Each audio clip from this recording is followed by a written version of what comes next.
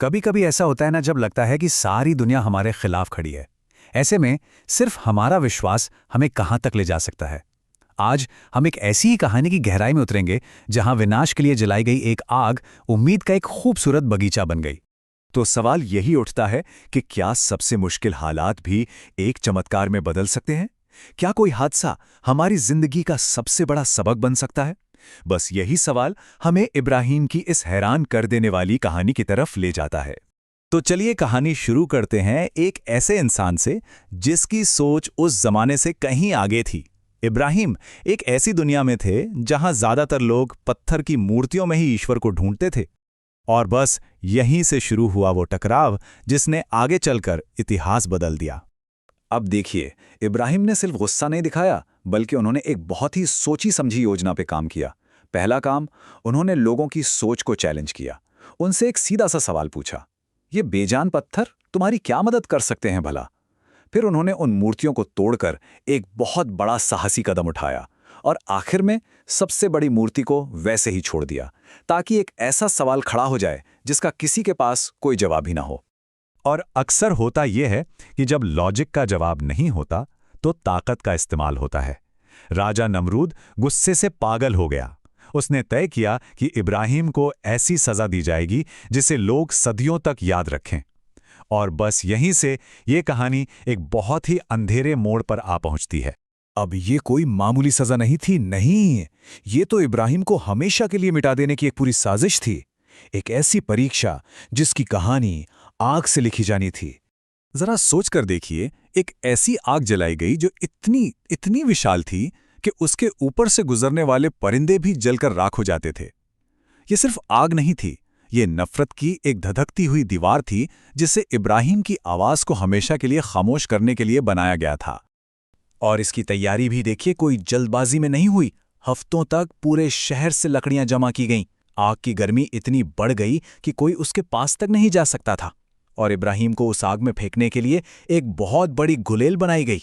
मतलब चारों तरफ सिर्फ और सिर्फ निराशा और खौफ का माहौल था। और ठीक उसी पल, जब लग रहा था कि अब सब खत्म, कहानी में एक नया मोड़ आता है। फरिश्ते जिब्रील आसमान से उतरते हैं और इब्राहिम से पूछते हैं, क्या आपको किसी मदद की जरूरत है? यही था उनके विश्वास का, कह सकते हैं, असली इम्तिहान। इब्राहिम का जो जवाब था वो सच में इतिहास में दर्ज होने वाला था। उन्होंने कहा, तुमसे नहीं, मेरे लिए तो अल्लाह ही काफी है। जरा सोचिए इस बात को, मौत की ठीक सामने खड़े होकर भी उनका भरोसा कितना मजबूत था। ये सिर्फ शब्द नहीं थे, ये उनके अटूट विश्वास की सबसे बड़ी गवाही थी। और फिर वो हुआ जिसकी किसी ने कल्पना भी नहीं की थी। जैसे ही इब्राहिम को आग में फेंका गया, एक ऐसा चमत्कार हुआ जिसने सब कुछ, पूरी हकीकत को ही बदल कर रख दिया। जो आग विनाश के लिए जलाई गई थी, वो अचानक एक खूबसूरत बगीचे में तब्दील हो गई।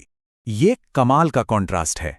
बाहर खड़ी भीड़ को क्या दिख रहा था कि एक आदमी आग के शोलों में जल रहा है, लेकिन अंदर इब्राहिम के लिए वही आग फूलों और ठंडे पानी का एक शांत बगीचा बन चुकी थी। एक ही पल में दो अलग अलग हकीकतें जो सिर्फ विश्वास की ताकत को दिखाती हैं। तो सवाल यह है कि आखिर ये हुआ कैसे? कुरान में बताया गया है कि ये अल्लाह का एक हुक्म था, ए आग, इब्राहिम के लिए ठंडी और सुरक्षित हो जा। ये पॉइंट बहुत जरूरी है। आग बुझी नहीं, उसने अपना नेचर, अपना स्वभाव ही बदल दिया। जो आग जलाती थी वही आग अब बचा रही थी।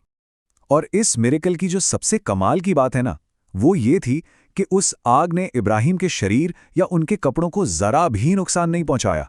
उसने जलाया लेकिन सिर्फ उन रस्सियों को जिनसे वो बंधे हुए थे। मतलब जो आग उन्हें मारने के लिए थी, उसी ने उन्हें आजाद कर दिया। तो जब आग ठंडी हुई तो पीछे सिर्फ राख नहीं बची, बल्कि एक बहुत गहरा सबक बचा। एक ऐसा सबक जो आज भी हम सब के लिए उतने ही मायने रखता है। जरा उस सीन को इमेजिन कीजिए, जब राख के ढेर से इब्राहिम बिना एक खरोंच के बाहर चले आए तो नमरूद और उसकी हजारों की भीड़ की आंखें फटी की फटी रह गईं। ये सिर्फ एक चमत्कार नहीं था, ये नमरूद और उसके सिस्टम के घमंड पर एक करारा तमाचा था। इस्लाम में इस तरह के भरोसे के लिए एक बहुत खूबसूरत शब्द है, तवक्कुल। इसका सीधा सा मतलब है कि अपनी तरफ से बेहतरीन कोशिश करो और नतीजा ऊपर वाले पर छोड़ दो। ये वो यकीन है कि अगर आप सच्चाई के रास्ते पर हैं तो दुनिया की कोई भी आग आपको तब तक नहीं जला सकती जब तक उसकी मर्जी ना हो। तो इस कहानी का जो सार है, जो सबसे ज़रूरी बात है, वो ये है कि दुनिया के नियम आखिरी नहीं है। आग सिर्फ इसलिए जलाती है क्योंकि उसे जलाने का हुक्म है। अगर हुक्म बदल जाए तो वही आग एक बगीचा बन जाती है। बिल्कुल इसी तरह हमारी ज़िंदगी की सबसे बड़ी मुश्किलें भी एक पल में राहत में बदल सकती हैं। लेकिन कहानी यहाँ खत्म नहीं होती। इब्राहिम के इम्तिहानों का सिलसिला अभी बाकी था। आग की परीक्षा के बाद उनके सामने एक ऐसी आजमाइश आई जो शायद किसी भी इंसान के लिए सबसे ज्यादा मुश्किल होती। सोचिए, उन्हें हुक्म मिलता है अपने बेटे इस्माइल की कुर्बानी देने का। एक पिता के लिए इससे बड़ी परीक्षा और क्या हो सकती है। लेकिन इब्राहिम का भरोसा इस बार भी नहीं डगमगाया, और जब वो अपने बेटे की कुर्बानी देने के लिए पूरी तरह तैयार थे तो आखिरी पल में आसमान से उनके बेटे की जगह एक मेमना भेज दिया गया। ये उनके अटूट विश्वास का एक और सबूत था। और आज भी हर साल ईद उल अज़हा हमें इसी वाक़े की याद दिलाती है। ये हमें सिखाती है कि असली कुर्बानी सिर्फ एक जानवर की नहीं, बल्कि अपने अंदर के मैं की, अपने ईगो के, अपनी सबसे प्यारी चीज़ों को ईश्वर के लिए छोड़ने की है। सवाल तो यही है कि हम क्या कुर्बान करने को तैयार हैं। और आखिर में इस कहानी का पूरा सार शायद इस एक लाइन में है, जब आप ईश्वर के दोस्त बन जाते हैं तो आग भी आपको गुलाब के बगीचे जैसी महसूस होती है। आपका नजरिया ही आपकी हकीकत को बदल देता है। तो ये कहानी हमें एक सवाल के साथ छोड़ जाती है।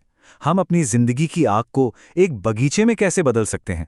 हमें किस तरह के विश्वास की जरूरत है ताकि हमारी सबसे बड़ी मुश्किलें भी हमारे लिए मौके बन जाएं? इस पर जरूर सोचिएगा।